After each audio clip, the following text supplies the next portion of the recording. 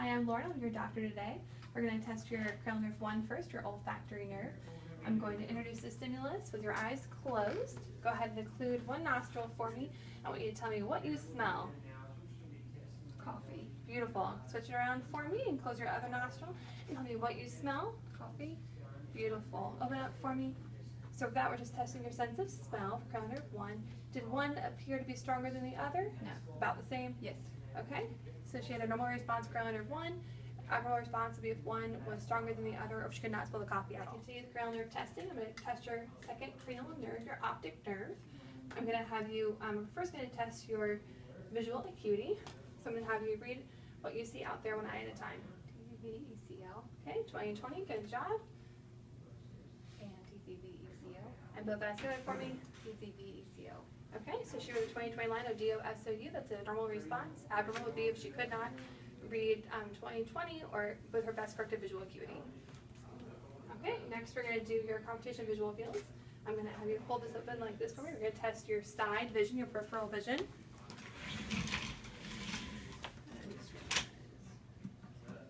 Okay. I'm going to get the same height you are. Will you look at my open eye for me and just tell me how many fingers you see looking at my open eye using your side vision. 1, 5, 2, 5, Add them up for me. 3, 6. Good. Go ahead and switch around for me. Same thing over here. Look at my open eye. Tell me how many fingers you see in your side vision. 2, 5, Good. 1, Keep going. 5, Add them up just like before. 4, 6. Good. Take that from you. So again, that was testing her, she was full to finger count, that was testing her peripheral vision, her side vision. An abnormal response would be if she had a hymenopsia, a quadranopsia, any constriction of visual field. Now we're going to test her color vision using a red cap test. We would pick a line. Again, I'm going to have you hold this up for me. When we look at this real quick with both eyes first. What color is that? Red. Beautiful. What we're going to do is we're going to have you do one eye at a time. I want you to tell me, with $100 being the brightest red it can be and $0 being very dim, how bright would you say this is? 100. Beautiful. Switch eyes for me. What about here? The same, 100. Okay, I'll take that from you. Because she had an equal response, that is a normal color vision response. If she had more than $10 difference between the two, that would mean that one eye has a weaker response than the other. And that'd be abnormal. Okay, next we're going to test her pupil response. Can't turn the lights off. Can you pause it for a second? Okay, now we're going to test for your indirect and direct pupil response. So look straight ahead for me. Okay. I see constriction. See constriction in the same eye. Beautiful. And I'm looking for consensual response in the red eye. Good. Beautiful. Beautiful. Keep looking straight ahead for me. Looking on the same eye. And looking for the consensual response in the left eye. Beautiful. And a swinging flashlight test. Looking big and wide for me. Beautiful. No APD. Awesome. The last thing we're going to do to test that cranial nerve 2 is going to be looking at her fundus. Okay, and an abnormal response on the pupil reaction would be if there's an APD, if there's any abnormal response on the indirect or the direct responses. An APD would signify glaucomatous changes, anything wrong with the optic nerve, multiple different things. Okay, I'm going to have you look straight ahead for me. I'm going to look at I'm going to look first at your macula, your nerve, and then at your macula. Look straight ahead for me. You're going to feel me come really close to you. You're doing great. Good. I see her nerve, pink round distinct margins. Looking at her macula, fine intact. Same thing over here. Look straight ahead for me. Going to have a look at her nerve, pink round distinct margins, and looking at the macula is again fine intact. Any abnormal response would be if the nerve was not pink round distinct margins, that could indicate any glaucomatous changes or a visual field response, if the macula was not flat intact, that would be a problem as well. Okay, now we're going to test her cranial nerves 3, 4, and 6. We're going to test first using the physiological H, test those extraocular muscles. Alright, I'm gonna have you look at my light and follow my light with your eyes, not your head. Let me know if you experience any pain or double vision. Follow, follow, follow. Good, she's getting all the way out. Getting all the way up, both eyes are going together. Symmetrical response. Keep going. Follow my light. Good. Both eyes having symmetrical response in every gaze so far. Good. She had full range of motion, no pain, no diplopia. Abnormal response would be if she had an asymmetrical response in any gaze with her eyes, or if she had restriction of gaze, she couldn't get to that gaze, or if she had any pain or diplopia. Now we're going to test her NVC, near point of convergence. So follow my light with your eyes, just doing a gross convergence. Follow it in, follow it in. Good. She got to the nose. Look at that. Abnormal response would be if she had any restriction of convergence, if she couldn't get it in within the Morgan's value norms. Okay? And when we were doing the full range of motion before with physiological age, she had no nystagmus. Now we're going to move on to the next part, which abnormal response would be if she had nystagmus. Now we're going to move on to her light to see if she has light near dissociation. So I'm going to just look and first make sure that she does constrict to light. She does in the left eye. She does constrict to light in the right eye as well. And I'm going to have you look at my E there. Go and look at that E, that near target, and I see that constriction. Look far away, look behind me, good, and look back here, good, I see constriction. Abnormal response would be if I see a light near dissociation, and for her, she has constriction both to light and to mirror. Next, we're gonna check her, the size of your pupils, and make sure that they are equal. And look far away for me. Just looking, measure the size of her pupils, good. I got 4s in bright conditions for both eyes. I would do the same thing in dim light conditions, and make sure that she had equal size in both bright and dim. Equal sizes for both bright responses, and then that the dim responses were equal as well. Abnormal response would be that if one eye stayed bigger than the other in both bright and dim, or if she had abnormal difference between the two eyes. Okay. And then the last thing we're going to do is check to see if she has ptosis. Look out for me, and I see that in both of her eyes, for the DOS, she has no ptosis. Abnormal response would be if she had ptosis or had a lid lag. We are now going to test her cranial nerve 5. There's a motor, a sensory, and a cranial reflex component for this one. First, we're going to test her motor response. I'm going to have you clench your jaw for me.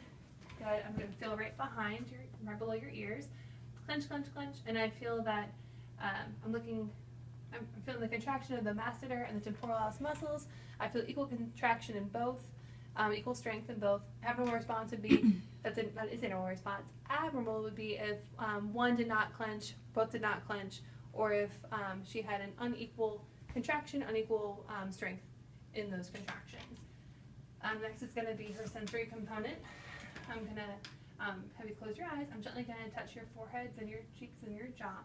Let me know. Does that feel equal in touch? It does? Good. Does it feel equal in touch here? It does. And does this feel equal in touch here? It does. Good. That is a normal response. Abnormal would be if she did not feel on one side or both sides for any of the 3 branches of the trigeminal nerve. Next, we're going to do the corneal reflex.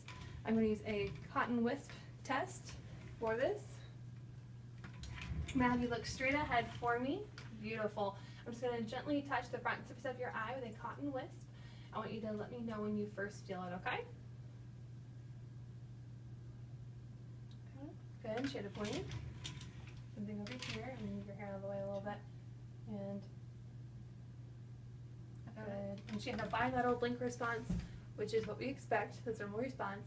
Abnormal response would be if she did not have a bilateral blink response, or if one eye did not feel the cotton wisp, and for you to feel about the same in both eyes. Abnormal response would be if one eye did not feel the same response. Now we're going to test your cranial nerve 7 with your facial muscles. So first I'm going to have you raise your eyebrows. Good. Frown. Okay. Close both eyes tightly. I'm going to try to open them. You're going to feel my fingers. Good. She's not letting me open them. Good job. Next we're going to have you smile and puff your cheeks out. I'm going to try to push it in. Good job. She won't let me do it on either side equally. Okay, so an abnormal response on that test would be if she had any asymmetry between either side or any weakness. And for her, she distributed none of that. Okay, so now we're going to test Misty's cranial nerve 8, which is her hearing and balance. So first we're going to test her hearing. So Misty, I'm just going to include one of your ears with my palm, and I'm going to do first hear a sound in your right ear.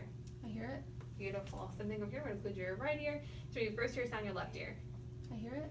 Good. So she had a symmetrical response in both ears, and that's a normal response. Abnormal would be if it was not equidistant between the two ears. Or if she can't hear at all.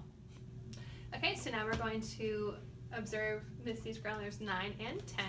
So first, Misty, I'm going to have you say, I love neuro. I love neuro.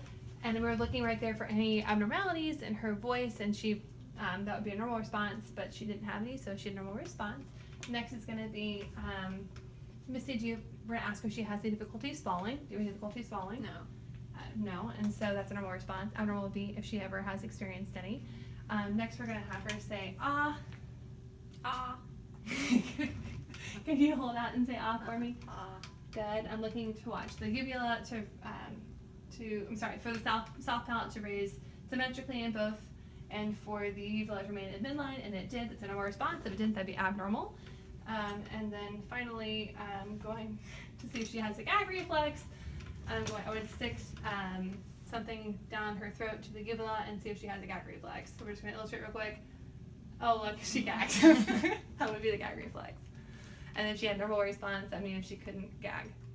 Okay, so now we're going to measure her cranial nerve 11 and look for that spinal accessory. So first, I'm going to have you raise your shoulders for me. Shoulder shrug. Good. Put them down. Now I'm going to do the same thing, but I'm going to give you resistance. Good. And now put your head side to side for me. Good. And I'm going to do the same thing with resistance. So go ahead and put your head this way for me. Good. And the other way.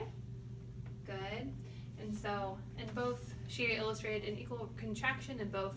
An abnormal response would be if she couldn't do the motion, or if one side was weaker than the other. Okay, so we're going to finally examine the last one, which is cranial nerve 12. So Misty, I'm going to have you. We already illustrated that she can do the articulation when we did the previous testing. She said, I love neuro. She still illustrated no problems there.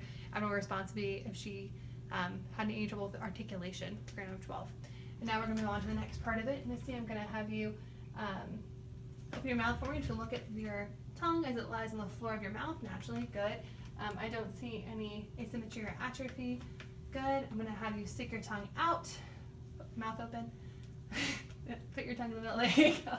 I'm looking for any asymmetry, atrophy, or deviation. I don't see any of that.